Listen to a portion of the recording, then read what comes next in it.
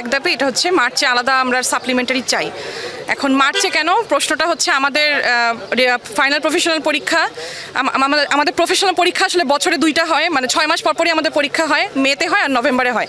কিন্তু এমন না, বিগত বছরে এমনও হয়েছে যে যারা করোনার ব্যাচ ছিল, যারা করোনার কারণে যেসব ব্যাচের সেশন জট হয়েছে, সেই সব ব্যাচকে সেশন জটটা কমানোর জন্য বা ক্ষতিপূরণ করার জন্য কখনো কখনো এমনও হয়েছে যে কোনো বছর এমনও হয়েছে যে মাসে জানুয়ারিতেও পরীক্ষা হয়েছে বা মাসে অন্য নভেম্বরেও পরীক্ষা হয়েছে বা এক বছরে 3টা পরীক্ষাও হয়েছে। মানে বিগত বছরে যেহেতু হয়েছে সেই বেসিসে আমরা এই দাবি করেছি যে তাহলে আমাদের 18-19 সেশনের যে একটা ক্ষতি হয়েছে সেটাকে পূরণ কিভাবে হবে।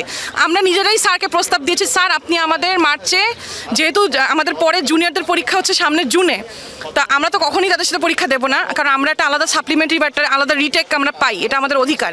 তো যেহেতু সময় কম, আমরা নিজেরাই স্যারদেরকে একটা প্রস্তাবনা দিয়েছি যে স্যার আপনি আমাদের পরীক্ষাটা মার্চে নেন।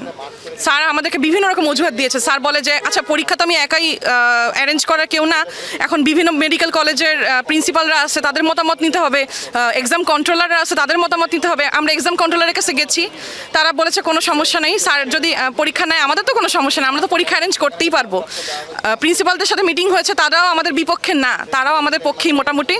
এখনও স্যারের প্রবলেম, স্যার এখন নতুন করে শুরু করেছে বিএমডিসির অজুহাত, যে বিএমডিসি নাকি আমরা যদি আলাদা সাপ্লিমেন্টারি যদি আমরা মার্চে দেই, বছরে এতগুলো পরীক্ষা বিএমডিসি কিভাবে আমাদের রেজিস্ট্রেশন দিবে, কিভাবে সার্টিফিকেট দিবে, এবং কোনো ধরনের আইনি জটিলতা হতে পারে, এই ধরনের হুমকি পর্যন্ত আমরা পাইছি।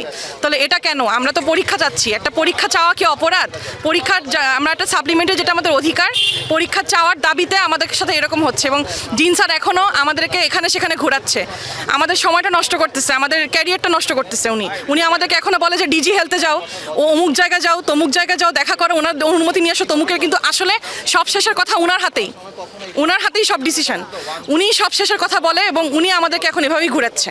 দেশ জুড়ে তোলপাড়, ওয়ালটন ফ্রিজ কিনে আপনিও হয়ে যেতে পারেন মিলেনিয়ার। পুরো বাংলাদেশে আমাদের ডিউ আন্ডারে আমরা, এছাড়া রাজশাহী মেডিকেল বিশ্ববিদ্যালয়ের আন্ডারে আছে, তারপর চট্টগ্রাম আছে আর সাস্ট আছে।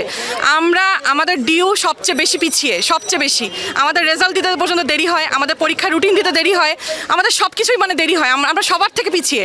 এই যে আমরা এখন পরীক্ষার জন্য আন্দোলন করতেছি, অন্যান্য বোর্ডগুলোতে সবাই ইন্টার্নশিপ করতেছে, আমাদের যারা ফ্রেন্ড, আমাদের সমসাময়িক যারা আছে তারা এখন ইন্টার্নশিপ করতেছে, তাদের সব কিছু টাইমলি হচ্ছে, কিন্তু আমাদের কোনো কিছু টাইমলি হয় না, আমাদের সব কিছু দেরিতে হয়, রুটিন দেরিতে, পরীক্ষার অ্যারেঞ্জ করা দেরিতে, পরীক্ষার ডেট দেওয়া দেরিতে, সব কিছুই দেরিতে, আমাদের সেশনও অনেক লম্বা। এটা আমি অবশ্যই এটা ঢাকা ইউনিভার্সিটির ডিনের আমি উদাসীনতা মনে করব। এটা ওনার সম্পূর্ণ উদাসীনতা, এবং বারবার ওনাকে রিমাইন্ড দেওয়ার পরও উনি আসলে এই জিনিসটাকে আমলে নেন নাই। উনি আমাদের, বিশেষ করে আমাদের সেশনের সাথে উনি সবচেয়ে বেশি অবহেলা করছে। আমাদের আগের দিনও আমাদের সিস্টেমটা খারাপ করে গেছে, উনি আমাদেরকে কথা দিয়েছিলেন যে উনি এইটা ঠিক করবেন, কিন্তু উনি আসলে ঠিক করেননি, উনি আরও আমাদের সাথে অবহেলা করতেছে। আবু সাঈদ মুগ্ধ,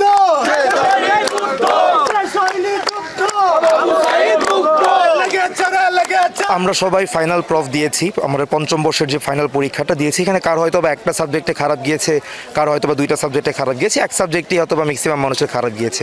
এখন আমাদের একটি ন্যায্য সাপ্লিমেন্টারি পরীক্ষা আমরা পাই, কিন্তু আমাদের ন্যায্য যে সাপ্লিমেন্টারি পরীক্ষাটা, সেটার জন্য কিন্তু উনি রুটিনও প্রকাশ করেছিল, কলেজে প্রিন্সিপাল স্যারদেরকে নিয়ে নোটিশ করা হয়েছে, আমাদের কলেজ থেকে আমাদেরকে বলা হয়েছে, তারপরে আমাদের ফর্ম ফিল আপ ওপেন করা হয়েছে এবং অনলাইনে, এবং অনেকে ফর্ম ফিল আপটা করেও ফেলেছে। কিন্তু তারপরে উনি শুক্রবার দিন, যেদিন অফ ছিল সব কিছু, উনি কাউকে কিছু না বলে চুপ করে সুন্দর করে অনলাইন থেকে উনি সকল নোটিশ সব কিছু সরিয়ে নিয়ে গেল এবং পরীক্ষাটি ক্যান্সেল করে দিল। সো আমাদের দাবি ছিল এটাই যে আমরা তো একটা পরীক্ষা চাই।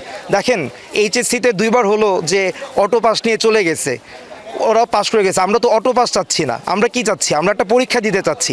পরীক্ষা দিয়ে আমাদের একটা পরীক্ষার জন্য আমাদের রিটেন দিতে হয়, আমাদের ভাইবা দিতে হয়, আমাদের প্র্যাকটিক্যাল দিতে হয়, প্রতিটা সাবজেক্টে কিন্তু পাস করে তারপর আমাদেরকে আসতে হয়, আর একটাতে ফেল করলে আমাদেরকে আবার সেই রিটেকটা দিতে হয়। এখন প্রত্যেকেরই জীবন আছে, বয়স হয়ে যাচ্ছে, কোভিডে আমাদের টাইম অনেকটা লস হয়েছে, আমাদের তো চাকরি করতে হবে, পোস্ট গ্রাজুয়েশন করতে হবে, ভবিষ্যৎ চিন্তা করতে হবে, অনেক কিছুই তো আছে, তো খুব স্বাভাবিক। এখন আমাদের দাবি একটা সিম্পল দাবি, আমরা একটা পরীক্ষা চাচ্ছি, যেটা খুব অসম্ভব কিছুও না, খুব কঠিন কিছু না। যদি অসম্ভব কিছুই হতো তাহলে উনি একটা নোটিশ কিভাবে দিল, উনি একটা পরীক্ষার রুটিন কিভাবে পাবলিশ করলো, সেটা পাবলিশ করলো, তো উনি এখন ক্যান্সেল কিভাবে করলো। এখন আমরা এসেছিলাম ওনার সাথে দেখা করতে, উনি, এখন আমি বুঝলাম না, এতগুলো মানুষ আসলাম, উনি জানলো এবং জেনে উনি একটা আবার আসারও প্রয়োজন মনে করলো না। এটা তো আসলে হতে পারে না। এখন উনি আমাদেরকে বলছে 2:30টার সময় স্বাস্থ্য অধিদপ্তরের 5 জন বা আরও বিএমডিসির 5 জন প্রতিনিধির সাথে গিয়ে দেখা করার জন্য। আমাদের কথা হচ্ছে আমরা কেন গিয়ে দেখা করব? আমরা এখানে এসেছি ওনার সাথে দেখা করার জন্য। ওনার জন্য কোনো প্রতিনিধি আসে এখানে আসবে, এখানে এসে আমাদের সাথে কথা বলবে, খুব সিম্পল বিষয়। ওনারা যদি এখানে না আসে আমরা এই জায়গা ছাড়ছি না, এবং প্রয়োজন পড়লে আমরা এখানে তালা দিয়ে তারপরে দরকার লাগলে আজকে এখানে আমরা সবাই বসে যাব, যতক্ষণ পর্যন্ত উনি না আসবে ততক্ষণ পর্যন্ত এর কোনো সমাধান হচ্ছে না। আর যদি 5 সদস্যের প্রতিনিধি 10 সদস্যের প্রতিনিধি যারাই লাগুক, উনি আসবে, এসে উনি আমাদেরকে নিয়ে যাবে, উনি আমাদের দিন উনি নিয়ে যাবে, উনি এটার সলিউশন করবে, সিম্পল হিসাব। হই হই রই